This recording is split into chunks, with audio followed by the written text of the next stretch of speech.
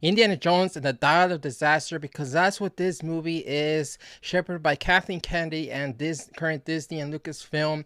In just a matter of a week later, has been beaten by a small independent movie, The Sound of Freedom by Jim Caviezel, and rightly so. This is a very important movie, and I'll go into the details of it right now. And many of you probably already know what the movie's about, but it's really good to see that this movie is beating Indiana Jones 5, which in my opinion is not an Indiana Jones movie, and as many have had their issues with the Kingdom of the Crystal Skull. At least that, for me at least, and many as well, feels like an Indiana Jones movie. Unlike this uncharacteristic Indiana Jones movie with a fake Indiana Jones, especially if you watch the movie and you know the spoilers about the movie, you'll know what I'm talking about. The box office for Indiana Jones 5 is really horrible. It's a $300 million budget of a movie, and it does not even include the marketing, where it's probably looking at a $400 plus million movie here that costs to make and promote. So it needs to make not even 800, it needs to make like 900 minimum million dollars to break even, to make a profit.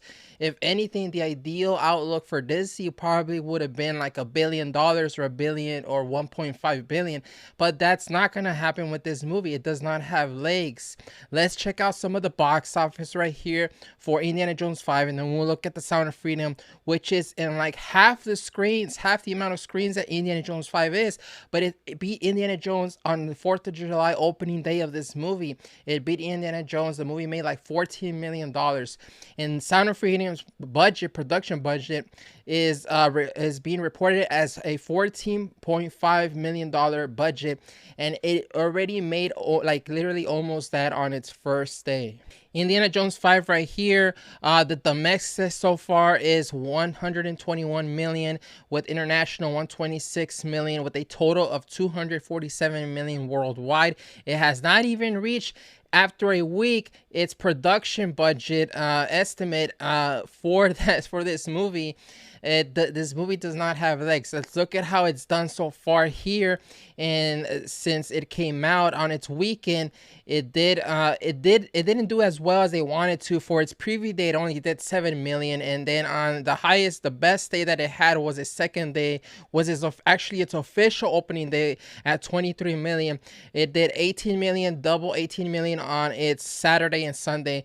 It dipped down a lot on its weekday. On July 4th, it did 11 million. Now, The Sound of Freedom on its opening day did 14 million, and Indiana Jones couldn't even beat that. It was at 11 million. 3 million less than The Sound of Freedom. Now, it dipped a lot after that, 5 million, 7 million. And it's Friday, it did 7 million. On its Saturday, it's at 10 million, and that's a 41% drop of the previous Saturday. And even worse, on its Sunday, it's projected to only make around an estimate of $8 million, a 56% drop from the previous Sunday. This is not going to do well on its third weekend. Mission Impossible Dead Reckoning Part 1 is going to come out, and it's going to take away a lot of the screens. Right now, Indiana Jones is operating with 4,600 screens countrywide. We have Sound of Freedom just kicking butt at the box office, rightly so. And then we also have Insidious. I watched this movie. I thought it was going to be, it's a pretty okay horror movie. The story wise, it's okay for me, at least. That's just a little quick thought review on it. But even this movie is doing better than Indiana Jones. For its domestic so far, it has 32. What did it do on its already doing better. Insidious did better on July 7th, Friday, than Indiana Jones at $15 million, over double of what Indiana Jones did, 7 million. And then it did even better on its Saturday, July 8th. So Insidious is also beating Indy 5. The Sound of Freedom has made $40 million so far, estimated $40 million domestic, and its budget is 14.5. It has already broken even, and it looks like it's going to make a really good profit over the coming weeks, because this is only its first week, and there's good word of mouth of this movie. The Sound of Freedom is a very important movie to go watch. I've watched it and I recommend it. As many as you know, or if you don't know, this movie is about child trafficking, a true life story, and a true life hero, Tim Ballard, that worked for Homeland Security. He quit his job. He was close to getting his retirement and pension, but he didn't care. He went out on this mission to go save these kids, the children of this father out in South America. He retrieved them, and the movie here follows Tim Ballard as he saves dozens of kids in South America in this horrible environment of sex trafficking, and he's a true to life hero here saving these kids in this true to life story. But the movie itself, it's incredibly well crafted, incredibly well directed and acted, and it really like hits you hard. It's a very important subject. This stuff is going on in the world, and we need to support a movie like this so that we can give the message to Hollywood as well that these movies are important. These stories are important. Hollywood is ignoring these movies.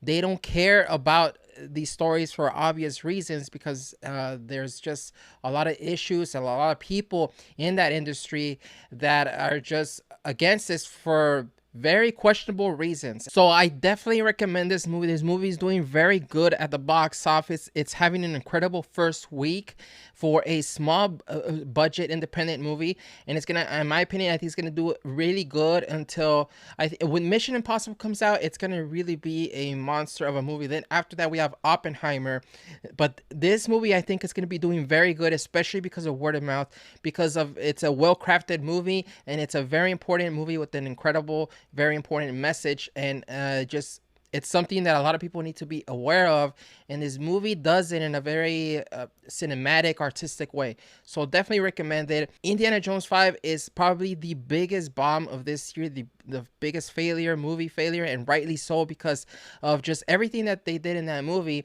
with the Phoebe Waller-Bridge character, doing the girl boss thing, and just demeaning, just making Indiana Jones look really bad, and Indiana Jones making those choices at the end of that movie, and just coming off very uncharacteristically as Indiana Jones.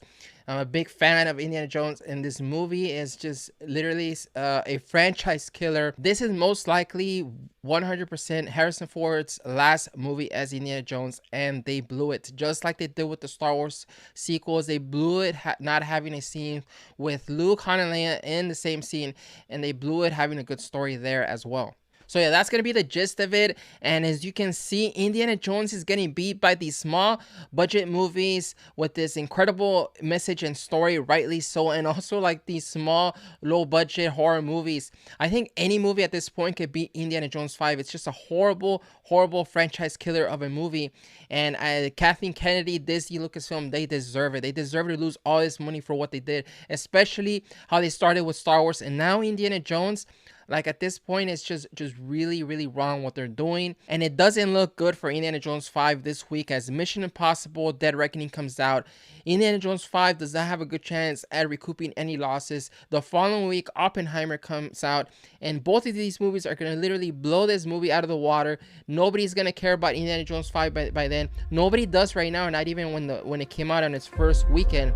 That's going to do it for the video. Thank you again for watching. Hit that like button if you like this video. In the meantime, I'll see you guys next time, and may the Force be with you.